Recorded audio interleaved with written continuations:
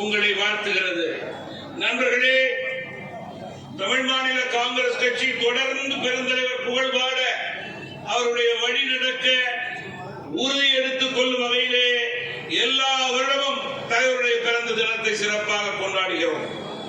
சென்னை மற்றும் அனைத்து மாவட்டங்களுக்கும் மீண்டும் நன்றியை தெரிவித்துக் கொள்கிறேன். தமிழகத்திலே பெருந்தலைவர் புகழ்பாட முதல் வரிசையில் அமரக்கூடிய தகுதி பெற்ற கட்சி தமிழ் மாநில காங்கிரஸ் கட்சி.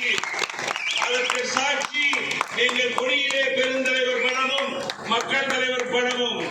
இன்னும் அழுத்தமாக கூற வேண்டும் என்றால், இன்றைக்கு சிறப்புரையாற்ற வரை புரிந்திருக்கின்ற இந்த இரண்டு தலைவர்களும் தான். நண்பர்களே, தமிழ் மாநில காங்கிரஸ் கட்சி தமிழக மக்களுடைய மனதிலே ஆழமாக பதிந்திருக்கிறது. எனவேதான் பொது வாழ்விலே வெற்றி தோல்விகளை தாண்டி நம்முடைய அரசியல் களத்திலே நாம் பயணித்துக் கொண்டிருக்கிறோம்.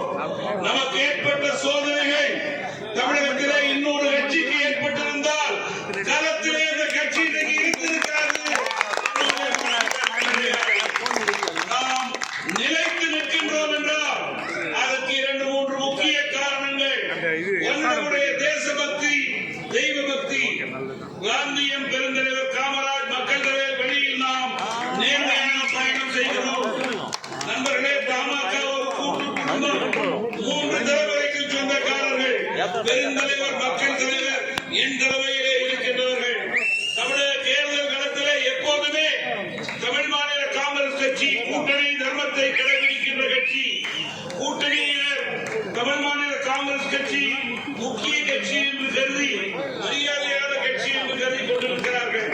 கூட்டணியிலே பல கட்சிகள் ஒன்றிலே வேண்டும் என்ற எண்ணத்தின் அடிப்படையிலே தமிழ் மாநில காங்கிரஸ் செயல்படுகிறது. ஆனால் சில நேரங்களிலே அது போன்ற நல்ல அரசியல் செயல்பாடுகள் நமக்கு பலனளிக்கவில்லை என்று நம்முடைய தலைவர்கள் தொண்டர்களுக்கு வருத்தம் இருப்பதை நான் நன்கறிவேன்.